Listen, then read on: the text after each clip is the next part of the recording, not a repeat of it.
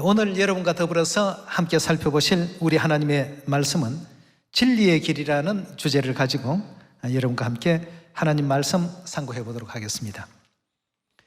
우리가 진리의 길을 준행하는 데 있어서는 여러 가지 그 많은 주변의 반대 이론과 진리의 그 길을 회방하는 회방자들과 비평하는 많은 비평가들을 우리 신앙의 길 속에서도 많이 만나실 수가 있을 것입니다. 이런 그 내용 때문에 과거 버나드 쇼라는 사람이 극작가이기도 하죠. 이 버나드 쇼라는 사람이 비평을 전문적으로 하는 사람들만 전부 불러서 자기 집에서 만찬을 열게 되는데, 만찬 연회장이 굉장히 분위기가 무르익고 보니까 버나드 쇼가 한 작품을 사람들에게 보여주면서 여러분들에게 오늘 특별한 아주 귀한 작품 한 점을 보여주겠습니다. 이건 아주 어렵게 구한 작품이니까 여러분들 잘 한번 봐주십시오 하면서 이것은 로댕의 대생입니다 하고 알려주었습니다. 그 당시만 하더라도 로댕의 작품은 많은 사람들에게 형편없는 어떤 작품이다는 이와 같은 평가를 받고 있을 때였습니다. 그리고 또 그와 상대되는 미켈란젤로의 작품은 아주 탁월하고 우수한 작품이다, 이렇게 평가를 받고 있던 그러한 시절이었습니다. 이 많은 비평가들은 로댕의 작품이라고 하니까 전부 너도 나도 와서 그 작품을 보면서 웅성거리면서 한마디씩 했습니다. 역시 로댕의 것은 형편없어. 참 이 구도와 이 대상만 보더라도 이건 좀 아닌 것 같아. 저 분위기 좀 봐. 얼마나 칙칙해. 우중충하다. 또 아마추어나 다를 바 없다. 또 구도가 제대로 되어 있지 않다. 등등 이런 비평을 엄청 쏟아놨는데, 비평가들이니까 그게 전문적인 본인들의 그 본업 아니겠습니까? 버나드 쇼가 그 자리에서 갑자기 당황한 듯한 그런 기색을 내면서 그들 앞에 섰습니다. 모인 비평가들에게 얘기하기를, 아이고, 제가 여러분들에게 오늘 결례를 행했습니다. 제가 깜빡 미켈란젤로의 작품을 로댕의 작품으로 잘못 소개를 했습니다. 그렇게 얘기를 했답니다. 이게 로댕의 작품이라고 했을 때에는 사람들이 거기에 엄청난 비평을 쏟았는데, 미켈란젤로의 작품이라고 하니까 어떻게 되겠습니까? 당대에 그들이 항상 미켈란젤로의 작품이라고 하는 것은 어떤 것이라도 스케치만 하나, 물고기 그림 하나만 그려져도 역시 이 속에 심오한 뜻이 있어, 이렇게 평가를 내리고 했던 그러한 어떤 입장이었기 때문에 미켈란젤로의 작품이라고 하니까 전부가 그냥 쥐구멍을 찾듯이 말이죠, 서로 보면서 얼굴을 붉혔다는 그러한 일화가 있었습니다. 진리의 길이라는 것이 그렇습니다. 사람의 어떤 그 편견과 사람의 어떤 그 고정관념과 말에 의해서 좌지우지되는 것은 진리가 아닙니다. 세월이 지나고 시대가 바뀌고 환경이 달라진다 하더라도 절대 변할 수 없는 것이, 그것이 진리 아니겠습니까? 우리는 바로 그 진리의 길을 향해서 달려가고 있는 사람들입니다. 주변에서 수많은 어떤 얘기들을 할 수 있습니다. 형편없다, 아마추어보다도 못한 작품이다, 우중충하다 등등 그렇게 쏟아놨던 작품이 알고 보니까 자신들이 최고로 극찬했던 미켈란젤로의 작품이라고 하니까 이름만 가지고 그렇게 평가를 했던 것입니다. 여러분, 이런 세월 속에 우리가 지금 살고 있습니다. 2000년 전 예수님 당시로 넘어가 보더라도 예수님께서 인류를 구원하러 이 땅에 오신 바로 우리 하나님 아니시겠습니까? 그러나 그 당대에 많은 사람들은 육체를 입고 이 땅에 오셨다는 그 한 가지 내용만 가지고도 그 당시에 유대교의 어떤 그 교리와 어긋난 가르침을 가르친다고 해서 예수님을 어떻게 평가를 했습니까? 나사렛 이단이라고 그렇게 평가하지 않았습니까? 그렇지만 예수님이 성경에서 말씀하신 그 이단이었습니까? 그 내용을 사도행전 24장을 한번 열어서 보시면서 오늘날 이 시대에도 진리를 갖고 있는 사람들이 그 길을 올바르게 또 걸어가야 될 줄 믿습니다. 사람들의 평가, 사람들의 어떤 편견, 사람들의 어떤 고정관념, 이것보다는 진리의 주체가 되신 우리 하나님께서 과연 우리가 지금 행하고 있는 이 진리의 길을 어찌 보실까 하는 여기에 항상 마음을 우리가 또 쏟아야 되지 않겠습니까? 사도행전 24장 1절의 말씀 보겠습니다. 닷새 후에 대제사장 아나니아가 어떤 장로들과 한 변사 더들로와 함께 내려와서 총독 앞에 바울을 고소하니라. 여기에 지금 보니까 대제사장 아나니아가 장로들과 변호사를 대동해서 사도 바울을 지금 고소하고 있는 장면입니다. 2절의 말씀 보시면 바울을 부르매 더들로가 송사하여 가로되 벨릭스 각하여 우리가 당신을 힘입어 태평을 누리고 이 민족이 당신의 성견을 인하여 여러 가지로 개량된 것을 우리가 어느 모양으로나 어느 곳에서나 감사무지하옵나이다. 이제 지금 그 대제사장 바울을 비판하는 그쪽에 있는 변호사가 아주 그 총독의 마음을 사로잡기 위한 감언 이설을 지금 다 구사를 하고 있습니다. 5절입니다. 우리가 보니 이 사람은 연병이라 천하에 퍼진 유대인을 다 소욕케 하는 자요 나사렛 뭐라고 했습니까? 나사렛 이단의 괴수라 갖고 사도 바울을 그렇게 지목을 했습니다. 이 당시에는 예수님을 믿었던 그 신앙들이 이단 종교로서 이스라엘 모든 사람들에게 알리워져 있었습니다. 기득권층의 어떤 종교관과 신앙적인 견해가 다르다는 얘기죠. 견해가 다르기 때문에 그들은 이단이라고 해서 아주 그 사회에서 축출하려고 애를 썼습니다. 자, 그러나 오늘날 이 시대 사도 바울이 어떤 사람으로 대접받고 있습니까? 사도 중에 사도요. 초대교회에서는 없어서는 아니 될 하나님을 아주 잘 믿었던 믿음의 어떤 그 표준이라고 봐도 과언이 아닐 그런 신앙의 길을 걸어간 사람 아니겠습니까? 그러나 그 시대 재판관들과 변호사와 대제사장과 그 당대 종교 지도자들이 보기에는 나사렛 이단 정도로 이렇게 여겼다는 것입니다.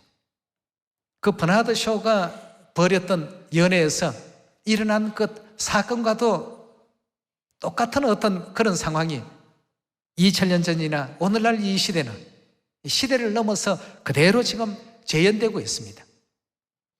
이름만 조금 바꿨다고 하면 아주 대단한 작품이 되어버리고 아이들이 낙서를 해놓은 것도 거기에 이름이 피카소만 붙었다고 하면 뭐 어떤 형태든지 이건 대단하다고 이런 평가를 받고 있습니다.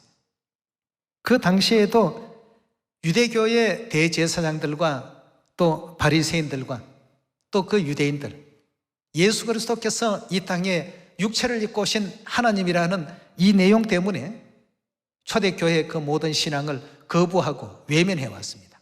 예수님의 가르침이 전부 진실무망하신 구원의 말씀이요 또 영생의 말씀이요 천국 갈 수 있는 진리의 길이었건만 그 진리의 길을 전부 외면했습니다. 예수라는 그 사람은 목수의 그 아들 아니냐 라고 하는 어떤 거기에 형편없다라는 어떤 수식어를 붙이기 시작했습니다. 저 사람을 믿으면 그건 무조건 이단이다 하는 하나님의 어떤 예언이나 이런 것을 전혀 살펴볼 생각도 하지 아니하고 그리해서 결국 일어났던 몇 가지 그 사건들을 한번 보도록 하겠습니다. 요한복음 10장입니다. 10장 30절의 말씀 보시면 나와 아버지는 하나이니라. 누가 지금 말씀하고 계시죠? 예수님께서 나와 아버지는 하나이니라. 내가 곧 하나님이다 라고 거기에 있는 모든 사람들에게 스스로를 증거하실 때 31절입니다. 유대인들이 다시 돌을 들어 치려 하거늘 예수께서 대답하시되 내가 아버지께로 말미암아 여러 가지 선한 일을 너희에게 보였거늘 그 중에 어떤 일로 나를 돌로 치려 하느냐. 유대인들이 대답하되 선한 일을 인하여 우리가 너를 돌로 치려는 것이 아니라 참남함을 인함이니 내가 뭐가 되었다고요? 사람이 되어 하나님이라 함이로다 구했습니다. 사람이 어찌 하나님이 될 수 있겠느냐 하는 이런 내용 때문에 돌을 들고 예수님을 치려고까지 했던 이런 사건을 벌였습니다. 그러나 오늘날 이 시대는 요한복음 1장 1절, 요한복음 1장 14절 그 내용 한 가지만 가지고도 예수님은 누구라는 사실을 우리가 알 수 있습니까? 하나님이라는 사실을 금방 알 수 있고, 빌립보 2장 5절을 가지고도 예수님은 근본 누구시라고요? 하나님의 본체셨다는 사실을 금방 알 수가 있지 않습니까? 하나님께서 우리에게 일깨워 주신 진리의 길이, 초대교회 그 당시에는 이단의 대접을 받아도 초대교회 그 믿음의 선진들은 그 길을 조금도 굽히지 않았습니다. 왜냐하면 그 길이 틀림없는 구원의 길이고 영생의 길이고 진리의 길이었다는 사실을 확신했기 때문입니다. 여러분, 우리가 가지고 있는 이 진리가 참된 진리라는 사실을 확신하게 된다면 사람의 평가나 사람들의 어떤 것 환호에 우리가 귀를 기울일 것이 아니라 참 진리 대신 우리 하나님께서 우리를 어떻게 지금 보고 계시고 우리가 지금 나아가고 있는 이 길을 어떻게 평가하고 계시는가를 그 점을 먼저 생각해야 되리라고 믿습니다. 그래서 초대교회 당시에는 사도 바울을 나사렛 이단이라고 했고 예수님을 돌로 치려고까지 했던 이런 사건을 벌인 이면에는 이들이 진리가 무엇인지를 알지를 못하고 그 당시에 사람들에게 만연되어 있는 종교적인 어떤 평가, 여기에만 모두가 다 골몰했을 뿐입니다. 쉽게 말하면 종교적인 어떤 그 평가가 그 시대에 뭘 만들어냈습니까? 편견이라는 걸 만들어냈습니다. 어떤 편견을 만들어냈습니까? 너가 사람이 되어 자칭 하나님이라 함이로다 하고 돌을 들고 치려고 했으니까 하나님은 절대 사람이 되어서는 안 된다라는 이런 등식을 많은 사람들이 가지고 있었다는 것입니다. 그런 어떤 고정관념을 가지고 있었고 그런 어떤 편견을 가지고 있었습니다. 하나님이 사람 못 되십니까? 그러면 전지전능하다고 말해서는 안 되죠. 지구라는 이 무의 세계에서 유의 세계를 창조했다는 것, 이거 믿을 수 없는 일 아니겠습니까? 우리 하나님은 다 하실 수 있는데 사람들의 어떤 편견과 사람들이 가지고 있는 그 고정관념과 그 시대를 지배하고 있는 상식이 결국 진리의 길을 막았고 차단했다는 사실을 확인할 수 있습니다. 그 당시 초대교회 성도들은 좀 어려움이 있었지만 오늘날에는 그들의 모든 판단과 그들이 행해왔던 모든 그 신앙이 존중받고 있는 시대가 되고 있지 않습니까? 바울을 이 시대 누가 이단이라고 합니까? 예수님을 누가 이단이라고 평가하는 사람이 있습니까? 베드로를 누가 이단이라고 말하는 사람이 있습니까? 그러나 그 시대는 전부 다 이단이라는 소리를 들었습니다. 우리가 이런 점들을 다시 한번 생각하시면서 진리의 길을 걸어가는 사람들은 사람들의 어떤 평판에 귀를 기울이는 사람들이 아니라 누구의 평가를요? 하나님의 평가를 항상 바라볼 줄 아는 그런 우리가 되어야 시대와 역사가 많이 흘러가더라도 옳다 인정함을 받을 수 있는 우리가 반드시 되리라고 믿습니다. 사도행전 5장 17절의 말씀 같이 보겠습니다. 대제사장과 그와 함께 있는 사람 즉 사두개인의 당파가 다 마음에 시기가 가득하여 일어나서 사도들을 잡아다가 옥에 가두었더니 주의 사자가 밤에 옥문을 열고 끌어내어 가로되 가서 성전에 서서 이 생명의 말씀을 다 백성에게 말하라 하며 저희가 듣고 새벽에 성전에 들어가서 가르치더니 대제사장과 그와 함께 있는 사람들이 와서 공회와 이스라엘 족속의 원로들을 다 모으고 사람을 옥에 보내어 사도들을 잡아오라 하니 관속들이 가서 옥에서 사도들을 보지 못하고 돌아와 말하되 가로되 우리가 보니 옥은 든든히 잠기고 지킨 사람들은 문에 서서되 문을 열고 본즉 그 안에는 한 사람도 없더이다 하니 성전 맡은 자와 제사장들이 이 말을 듣고 의혹하여 이 일이 어찌 될까 하더니 사람들이 와서 고하되 보소서 옥에 가두었던 사람들이 성전에 서서 백성을 가르치더이다 하니 성전 맡은 자가 관속들과 같이 가서 저희를 잡아왔으나 강제로 못하면 백성들이 돌로 칠까 두려워함이라. 저희를 끌어다가 공의 앞에 세우니 대제사장이 물어가로되 우리가 이 이름으로 사람을 가르치지 말라고 응검하였으되 너희가 너희 교를 예루살렘에 가득하게 하니 이 사람의 피를 우리에게 돌리고자 함이로다. 베드로와 사도들이 대답하여 가로되 사람보다 누구를요? 예, 그렇습니다. 사람들의 수많은 어떤 평가가 있고 어떤 평판이 있다 하더라도 우리는 누구를 기준으로 삼겠다고요? 예. 사도들이 대답하여 가로되 사람보다 하나님을 순종하는 것이 옳으니라 하고 이렇게 오히려 그들을 가르쳤습니다. 여러분, 그 당대의 종교 지도자들은 하나님의 참 진리를 진리가 아닌 이단으로 배척을 했습니다. 진리를 이단시하고 배척을 했으니까 그들이 가야 될 어떤 영적 세계는 당연히 천국은 될 수 없겠죠. 얼마나 이게 안타까운 일입니까? 사람들의 어떤 평판에 의해서 진리와 이단이 또 진리와 거짓이 판단되는 것이 아니라 하나님의 말씀에 의해서 하나님의 가르침에 의해서 이 모든 것이 평가되고 판단되어진다는 사실을 우리 모두는 반드시 또 알아야 되지 않겠습니까? 예. 그래서 초대교회 당시의 역사적인 내용 가운데서도 예수님을 이단시했던 이유 중에 하나가 사람의 육체로 오셔서 하나님이라고 한다고 하는 이 내용을 굉장히 그 이단시했는데, 그럼 반대로 그 당시에 초대교회 우리 하나님의 교회 성도들은 하나님이 육체로 오지 않는다라고 가르치는 데는 전부 뭐라고요? 그것이 이단이고 적그리스도의 영들이 하는 어떤 행위다 하고 이렇게 강력하게 성경은 지적을 하고 있습니다. 요한일서 1장 7절의 말씀 같이 보도록 하겠습니다. 미혹하는 자가 많이 세상에 나왔나니 이는 예수 그리스도께서 육체로 임하심을 어떻게 해요? 부인하는 자라. 이것이 어떤 자라고요? 미혹하는 자요, 적그리스도라고 했습니다. 예수님의 임재가 육신으로 이 땅에 오신 하나님이라는 그 사실을 인정치 못하는 사람들이 바로 적그리스도의 그 영에 의해서 지배당하고 있는 사람들이라고 이렇게 초대교회에서는 강력하게 얘기했습니다. 이 기독교 신앙은 말이죠, 하나님의 육체로 임하시는 이 진리가 기독교 신앙의 가장 근본입니다, 여러분.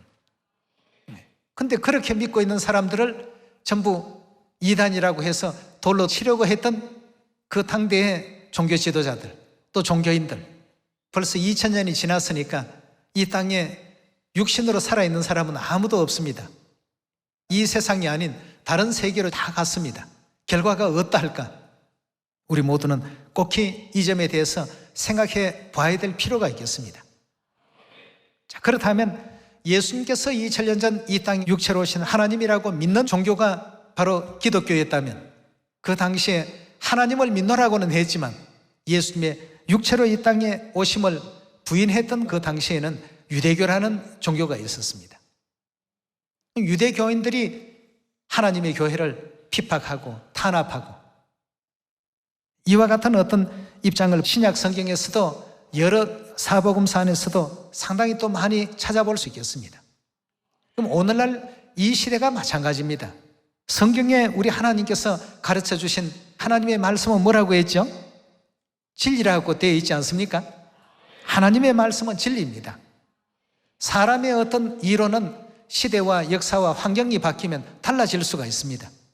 천동설이 지동설로 바뀔 수 있는 것처럼 말이죠. 사람의 이론은 이렇지만 우리 하나님의 말씀은 어떻습니까? 절대 변함이 없습니다. 그래서 뭐라고 합니까? 진리죠. 시대가 달라졌다고 바뀌어버리고 환경이 달라졌다고 바뀌어버린다면 이건 진리라고 말할 수가 없습니다. 시대와 역사를 뛰어넘어서 우리에게 가르침을 주신 하나님의 말씀의 진리 속에 이런 말씀이 계셨습니다. 로마서 1장 20절의 말씀 함께 보겠습니다. 창세로부터 그의 보이지 아니하는 것들, 즉 하나님의 보이지 않는 그 부분들, 그의 영원하신 능력과 신성이 그 만드신 만물에 어떻게 해놓으셨다고요? 분명히 보여 알게 해놓으셨다고 했습니다. 하나님의 보이지 아니한 신성과 능력과 온갖 하나님의 관계되는 요소들이 하나님께서 지으신 만물을 통해서 보여놓으셨다고 성경은 우리에게 알려주고 있습니다.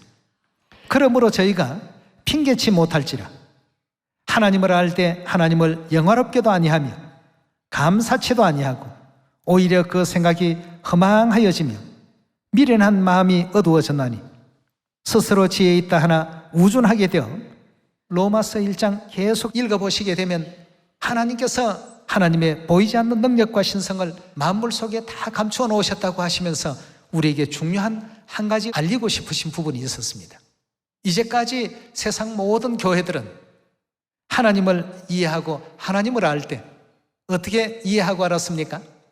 아버지 하나님 한 분 계신다는 정도로 이해를 하고 있었지 않습니까? 구원도 아버지 하나님 한 분에 의해서, 또 천지와 만물 창조도 아버지 하나님 한 분에 의해서 모든 것이 이루어진 것으로 이렇게 가르치고 있습니다. 그래서 그렇게 가르치는 교회는 우리 교회가 아버지 하나님을 믿고 어머니 하나님도 믿는 교회다라고 하니까 우리를 굉장히 핍박합니다. 2000년 전하고 똑같은 상황과 환경 속에 우리를 올려놓고 있습니다. 그때 그들이 나사렛 이단이라고 해서 재판정에 끌고 갔던 그러한 어떤 역사처럼 저들은 아버지 하나님만 계신다라고 많은 사람들에게 가르쳤는데 어머니 하나님도 계신다는 사실을 이제까지 그 누구도 거기에 대해서 말해오지 않았는데 우리가 성경에 있는 어떤 내용을 얘기하니까 그들의 지금까지의 고정관념들이, 그들의 어떤 편견들이, 그들의 어떤 그 가르침이 이제 전부 무너져야 될 이런 상황이 되고 있습니다. 무너져야 될 상황을 그들의 그 조직이 무너지도록 내버려 놓겠습니까? 그래서 필요한 것이 핑계와 변명과 올바른 어떤 진리의 가르침을 가르치는 교회에 대한 각종 악성 루머들과 회방하는 어떤 말들과 이런 것으로 그들의 모든 치부를 가리고자 하는 노력들을 2000년 전이나 지금이나 똑같이 하고 있습니다. 여러분, 우리는 항상 하나님께서 알려주신 그 진리의 길대로만 가야 됩니다. 여러분이 가고자 하는 길과 우리 모두가 가고자 하는 길이 어떤 길입니까? 천국 길이요, 구원의 길이요, 영생의 길 아니겠습니까? 버나드 쇼가 벌였던 그 연회장에서 일으켰던 일련의 사건처럼 말이죠. 이것이 미켈란젤로의 작품이라고 했다면 같은 작품을 놓고도 처음부터 입에 침이 마를 정도로 야, 이건 대단하다, 구도도 멋지고 뭐 색감도 아주 우중충하다고 표현 안 했을 것입니다. 아주 무게가 있다, 이렇게 아마 표현했을 것입니다. 그러나 로댕의 작품이라고 하니까 로댕 그 사람 작품 보면 영 엉망이야. 자기네들끼리 잔뜩 그렇게 비평을 해놓고는 이게 이제 오늘날 사람들의 똑같은 어떤 내용들입니다, 여러분. 오늘날 이 시대는 이제 하나님께서 새 이름으로 이 땅에 오셔서 인류를 구원하는 시대입니다. 성부 시대도 아니요, 성자 시대도 아닌 마지막 성령의 시대입니다. 성령의 시대에 성령 하나님만 이 땅 인류를 구원하러 오신 것이 아니라 마지막이기 때문에 누구까지요? 성령과 신부께서, 아버지 하나님과 어머니 하나님께서 온전히 이 땅에 오셔서 사랑하는 막내까지도 다 이제 찾아서 영원한 천국 구원에 이르게 하시기 위해서 이 땅에 오신 것 아니겠습니까? 그래서 로마서 1장에도 하나님의 모든 그 신성이 만물을 자세히 보면 다 감춰져 있다고 되어 있지 않습니까? 또 우리가 잘 아는 요한계시록 4장에도 보면 하나님께서 천지를 창조하실 때 그냥 뜻없이 지은 것이 아니라 하나하나의 모두 의미를 부여해서 이 지상의 것을 지었다고 되어 있습니다. 참 신기하지 않습니까, 여러분? 예. 하늘을 나는 새도 하나님께서 창조하지 않았다라고 부인할 수가 없습니다. 하늘을 나는 새도 숨 쉬죠. 그죠? 또 밥 먹는 어떤 기관이 입이 있죠. 그리고 또 뱃을 하는 기관이 있죠. 어떻게 이렇게 사람과 하늘을 나는 새와 바다의 물고기와 똑같은 어떤 그 구조를 가지고 이렇게 살아갈 수 있도록 지으셨는지 참 신기합니다. 전부가 보면 한 작품입니다. 우리가 살고 있는 이 지구라는 환경 안에서도 얼마든지 하나님의 살아 계신다는 사실을 확인할 수 있는 대목들이 너무나도 많습니다. 그래서 우리는 더욱더 진리의 어떤 그 길을 따라서 하나님께서 말씀해 놓으신 그 영원한 천국에 반드시 가셔야 되겠습니다. 예.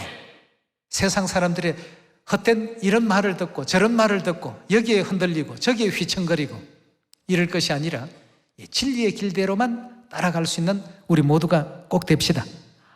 하나님께서 하나님의 그 보이지 않는 신성을 만드신 만물에 분명히 보여주셨다고 이렇게 말씀을 하셨는데, 만물 속에는 반드시 아버지도 계시고 어머니도 계시죠. 새도 역시 아빠 엄마가 다 있습니다.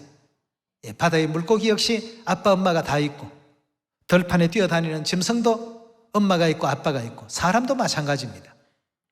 다 똑같은 그런 어떤 입장 가운데 있게끔 누가 그렇게 만들었습니까? 여러분이 만들었습니까? 제가 만들었습니까? 하나님께서 그렇게 만드셨습니다. 만드실 때에는 분명히 그 속에 뜻이 있게끔 만드셨다고 되어 있지 않습니까? 요한계시록 4장을 한번 봐야 되겠습니다. 우리 하나님의 말씀은 진리의 말씀입니다. 사람의 말과 같이 시대와 역사를 따라서 이리 변하고 저리 바뀌는 것이 아니라 하나님께서 주신 이 말씀은 진리의 말씀이니까 변개됨이 없는 말씀입니다. 4장 11절입니다. 우리 주 하나님이여, 영광과 존귀와 능력을 받으시는 것이 합당하오니 주께서 만물을 지으신지라. 주의 뜻하면 하나님의 뜻이죠. 만물이 하나님의 뜻대로 있었다고 했습니다. 하나님께서 만물을 왜 이렇게 만드셨을까? 왜 아빠가 있게끔 만들고 엄마가 있게끔 그렇게 만드셨을까? 새도 왜 똑같이 엄마 아빠를 있게끔 그렇게 만드셨을까? 바다의 물고기 엄마가 있고 아빠가 있게끔 하나님께서 왜 그렇게 만드셨을까? 우리 꼭 생각해 봐야 되겠습니다. 이걸 통해서 하나님께서는 이 모든 만물을 창조하신 창조주의 숨겨진 본래의 그 모습을 나타내고 싶으셨던 것입니다. 그걸 가르치고 싶으신 이와 같은 뜻이 하나님께는 계셨던 것이죠. 우리 창세기 1장으로 한번 넘어갑시다. 세상 사람들이 아무리 자신들의 수십 년, 수백 년간 고착된 어떤 그런 관념이라 할지라도 우리 하나님의 말씀은 다 진리라는 사실을 말로서는 인정을 하면서 하나님의 이 말씀을 믿지 못하고 있습니다. 성경 내용이 다른 것도 아니고 성경의 가르침이 다른 것도 아니고 다 똑같은 내용, 똑같은 말씀인데도 불구하고 그들이 이상한 관점으로 자꾸 이 내용을 왜곡을 시키려고 합니다. 우리는 주신 말씀을 그대로 받아들이고 이해하시기만 하면 되겠죠. 창세기 1장 26절입니다. 하나님이 가라사대 우리의 형상을 따라 우리의 모양대로 우리가 사람을 만들고라고 표현하고 있습니다. 다른 표현을 하면 사람을 창조하고, 그럼 사람을 창조하는데 하나님께서 한 분 하나님이 그렇게 하셨다고 했습니까? 우리라는 표현은 절대 혼자가 아니죠. 복수의 어떤 그 의미를 담고 있습니다. 우리의 형상을 따라 우리의 모양대로 우리가 사람을 만들고 그로 바다의 고기와 공중의 새와 육축과 온 땅과 땅에 기는 모든 것을 다스리게 하자 하시고, 하나님이 자기 형상 곧 하나님의 형상대로 사람을 창조하시되 남자와 여자를 창조하시고, 누구의 형상대로요? 하나님의 형상대로 남자를 만드시고 하나님의 형상대로 여자를 창조하셨다고 되어 있습니다. 자, 그렇다면 이 내용이 변함없는 우리 하나님의 진리의 말씀 아니겠습니까? 이 진리의 말씀은 수천 년이 가고 수만 년이 가고 앞으로 대대손손 영원 세세무궁토록 없어지지 아니할 진리의 말씀입니다. 그렇다면 하나님의 형상대로 남자와 여자를 창조하셨다라고 이렇게 표현이 되어 있는데, 남자를 만드실 때 누구의 형상을 본땄습니까? 남성성을 지니신 하나님의 모습을 본따지 않았겠습니까? 하나님의 형상 그대로 만들었다고 했습니다. 그 남성성을 지니신 하나님을 우리는 아버지라고 부르고 있지 않습니까? 우리에게 생명을 주시고 호흡을 주시고 또 우리에게 삶을 주신 아버지 하나님이십니다.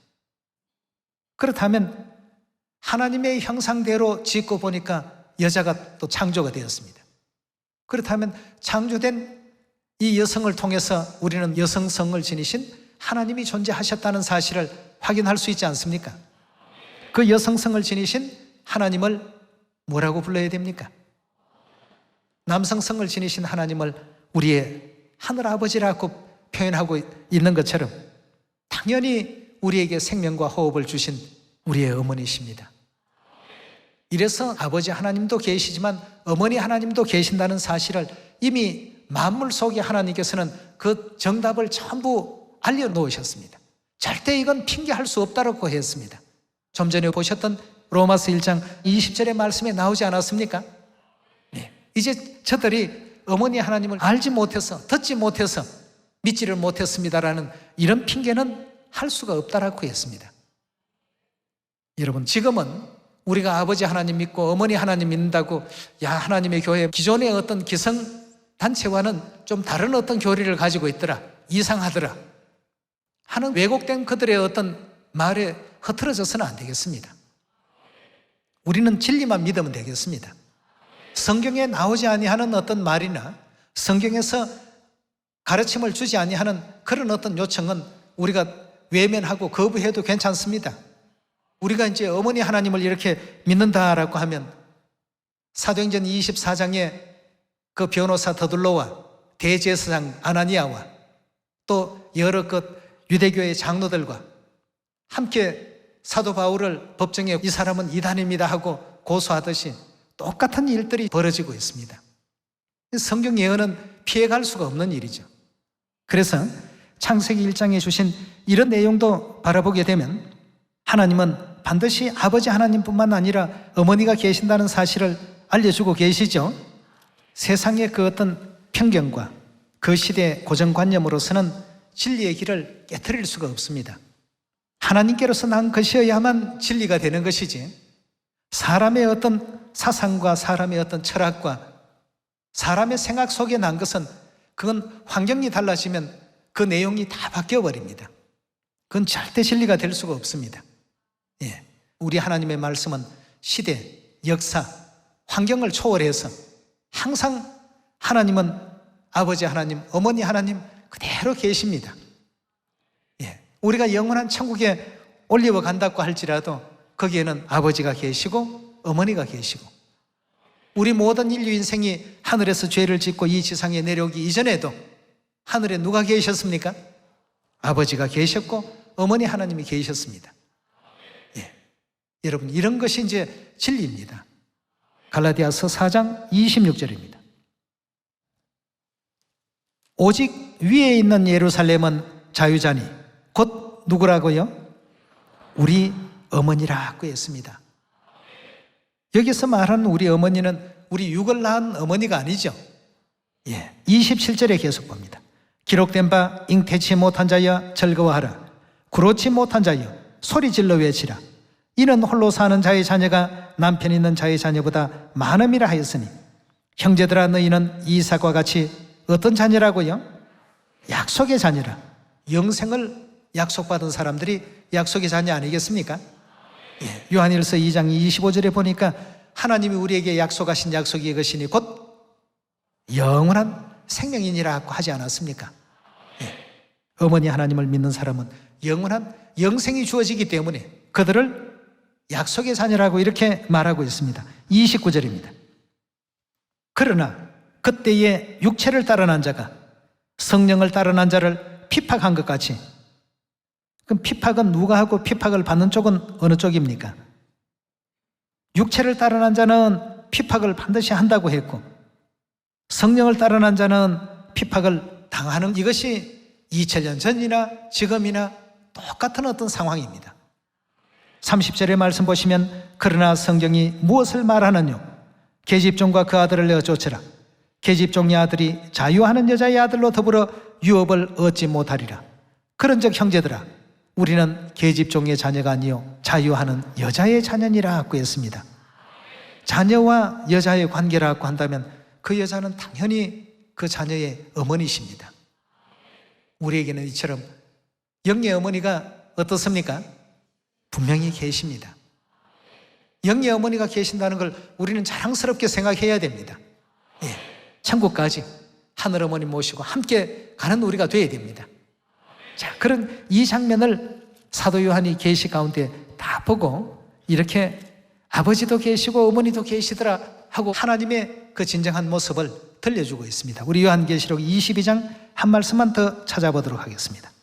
22장 17절의 말씀 보시면 성령과 신부가 말씀하시기를, 성령은 여러분들이 잘 아시죠? 성부, 성자, 성령, 성삼위일체라는 표현의 말을 많이 들었고 많이 우리가 또 가르치고 있고 많이 또 설명되어 온 내용입니다. 성부, 부자는 아버지라는 남성성의 하나님을 가리키고 있습니다. 성자, 아들 자자 역시도 뭡니까? 남성성을 지니신 하나님을 가리키고 있습니다. 역시 아버지 하나님이십니다. 그렇다면 성부, 성자, 성령이 일체라고 하는 것은 성령 역시도 남성성을 지니신 아버지 하나님을 뜻하고 있습니다. 네. 같은 한 몸이라는 의미가 성삼위일체라는 내용으로서 표현되고 있지 않습니까? 바로 성령님은 아버지 하나님을 뜻하고 있고 신부는 아버지의 신부니까 아버지의 신부를 여러분들 뭐라고 표현합니까? 당연히 어머니십니다. 성령과 신부가 말씀하시기를 오라 하시는도다. 누구한테로요? 성령과 신부, 아버지 하나님, 어머니 하나님을 찾아서 오라고 했습니다. 왜냐하면 그것만이 하나님께서 구원을 약속하신 곳이요, 영생 있는 진리의 곳이기 때문에 아버지 하나님, 어머니 하나님이 계신 곳으로 오라고 했습니다.